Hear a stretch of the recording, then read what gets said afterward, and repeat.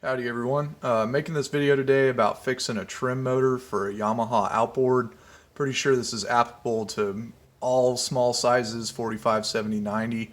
This is out of a 90 horse, so fixing up an Express 17 for a family member. Realized the trim wasn't working, so went to assess the problem, pushed the switches on the motor and the throttle didn't work, so identified it as a motor problem. Now if you're unsure, you can trace the wires back from the motor into the engine cowling itself and take these two wires off of the electronics board, hook them up to 12 volts. It should spin either direction no matter which way you hook them up, so that's a quick way to check it out. I already knew the motor wasn't working, so I didn't bother with that. So if you're wondering where this is, here's up under the motor where the mouse is. There's the actual trim pump motor. This turns this ram, makes the engine go up and down. So you're going to want to take this guy off. And it's pretty simple.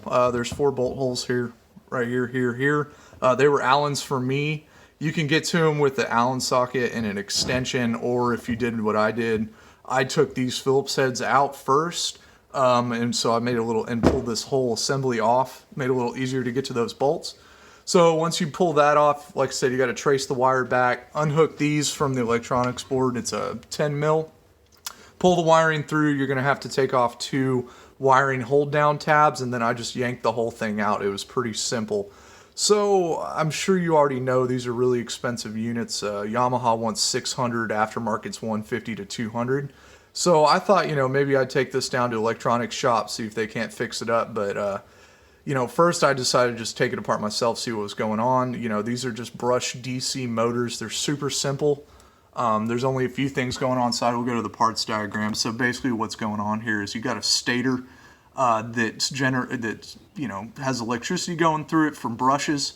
So these brushes send the 12 volts through the stator, generates electrical field. There's magnets in here, spins, comes out the other side.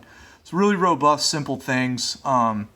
So when I pulled it apart, what I found was that you'll see parts, 4 and 5 are the brushes. Now these are in this little assembly down here, assembly 8, in the base of the motor, held in by springs. And what I found is that mine weren't even touching the stator, which is part number 2. So obviously that's a problem.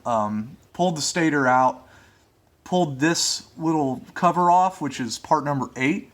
And what I did, I just cleaned everything up with electrical cleaner, and then I sanded a little bit off the bottom of the brushes, put the springs back in, made sure they pressed in and out freely so that they weren't held up like when I found it.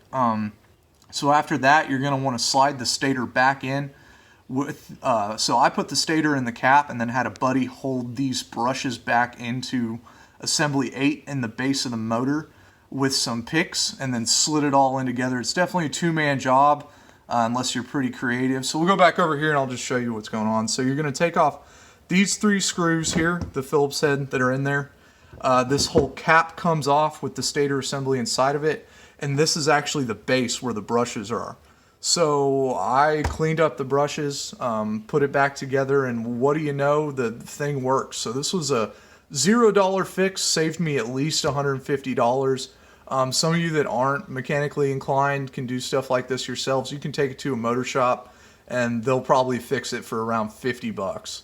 So just figured I'd make this video to help y'all out. I couldn't find anything like this when I was looking for it.